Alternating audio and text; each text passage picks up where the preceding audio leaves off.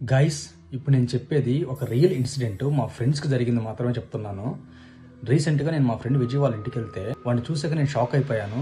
వాడు ఫుల్ ఫేవర్తో గడగడ వణికిపోతూ కనీసం నోట్ల నుంచి మాట కూడా రాకుండా అలానే పడుకొని అట్లా ఉండిపోయాడు వాడు. తర్వాత నేను అడిగితే నాకు తెలిసింది ఏంటంటే వాళ్ళు బెంగళూరు నుంచి తొప్పూరికి రీసెంట్గా ట్రిప్ ప్లాన్ చేశారు. అది కూడా నైట్ టైమ్స్ ప్లాన్ చేశారు. అది కూడా బైక్స్లలో 5 బైక్స్లలో 10 మెంబర్స్ ఫ్రెండ్స్ ప్లాన్ చేసుకొని వెళ్తున్నారంట. వాళ్ళు అలా వెళ్తున్న టైంలో తొప్పూరు రోడ్డుకి దగ్గరగా వెళ్తున్న టైంలో 2:30 నుంచి 3 o'clock ఆ టైంలో ఆ రోడ్లో వెళ్తుంటే ఎవరో ఒక పర్సన్ వచ్చేసి బైక్ ఆపడానికి ట్రై చేశాడంట. సో వీళ్ళు ఏంటంటే నైట్ టైమ్స్ కదా, దొంగలు ఉంటారేమో లేకుంటే చైన్ స్నాచర్స్ ఎవరైనా ఉంటారేమో అని చెప్పేసి వాళ్ళు బైక్ ఆపకుండానే అలానే వెళ్తున్నారంట. అలా వెళ్తుంటే కొద్ది దూరం వెళ్ళిన తర్వాత అదే పర్సన్కి బ్యాక్ సైడ్ ఇంకొక పర్సన్ యాడ్ చేసుకొని మళ్ళీ అదే బైక్స్ని ఆపడానికి ట్రై చేస్తున్నారంట.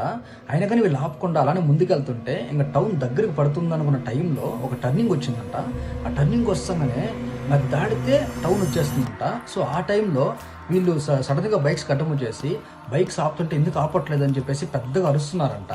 ఒక పక్క ఆ పర్సన్ ఎవరైతే ఆపుతున్నారో ఆ పర్సన్ పెద్దగా అరుస్తూ ఎందుకు ఆపట్లేదు బైక్ అని చెప్పేసి అంటుంటే బ్యాక్ సైడ్ లేడీలాగా ఎవరో నవ్వుతూ ఆపరా ఆపరా అని చెప్పినట్టు ఏదో ఒక వాయిస్ లాగా మాట్లాడుతుందంట.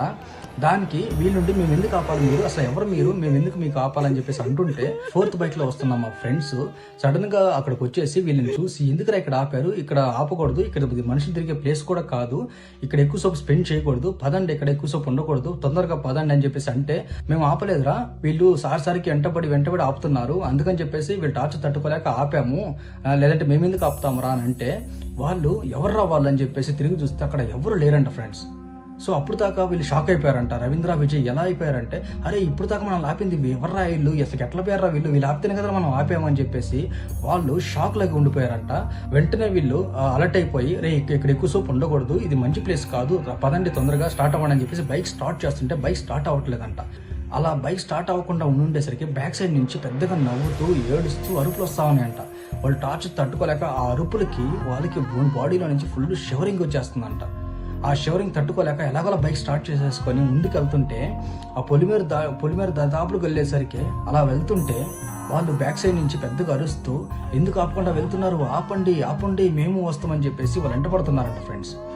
వాళ్ళు అలా ఎంట పడుతున్నా సరే బైక్స్ ఆపకుండా కనీసం బ్యాక్ సైడ్ తిరిగి చూడకుండా అలానే వెళ్తున్న టైంలో విజయ్కి బ్యాక్ సైడ్ నుంచి ఎవరో కొట్టినట్టు వీక్ పైన అలా అనిపించిందంట. కానీ అది ఏందో అని చెప్పేసి ఆ హడావిడిలో ఆ భయంలో వాళ్ళు ఏం పట్టించుకోకుండా వచ్చేసారు. తీరా ఇంటికి వచ్చి విజయ్ బ్యాక్ సైడ్ చెక్ చేసుకుంటే కంప్లీట్గా ఎవరో కొట్టినట్టు గట్టిగా వాతలు పడున్నాయంట బ్యాక్ సైడ్. సో అదంతా చూసిన తర్వాత వాడు ఫుల్ షాక్లోకి వెళ్ళిపోయి ఫుల్ ఫేవర్ వచ్చేసి గడగడ ఉనికిపోతూ వాడు కనీసం నోట్ల నుంచి మాట కూడా రాకుండా అలా అయిపోయాడు. కంప్లీట్గా రవీంద్ర విజయ్ ఇద్దరు కూడా ఫుల్ షాక్లోనే ఉండిపోయారు. సో ఇది మా ఫ్రెండ్స్కి జరిగిన రియల్ ఇన్సిడెంట్ కాబట్టి మీతో షేర్ చేసుకుంటున్నాను. సో ఎవరైనా సరే ఎక్కడికైనా ట్రిప్స్కి ప్లాన్ చేస్తున్నప్పుడు దాని గురించి 1-10 సార్లు ఆలోచించి సేఫా కాదని చూసుకొని వెళ్ళండి ఫ్రెండ్స్. సో ఇది మీకు చెప్పాలనుకుంటున్నాను. Thank you.